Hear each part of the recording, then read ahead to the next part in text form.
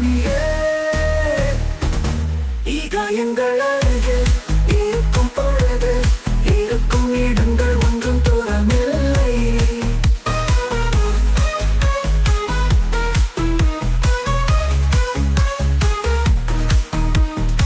நீ இல்லாமல் ஒரு பொழுதும் நம் நினைவுகளை தவிர வேறு எதற்கும் அனுமதி இல்லை. என் அருகில் எழுத ஆரம்பிக்கும் கவிதையின் பொருள் நீ என்பதாலேயே அது கவிதை எனவாகி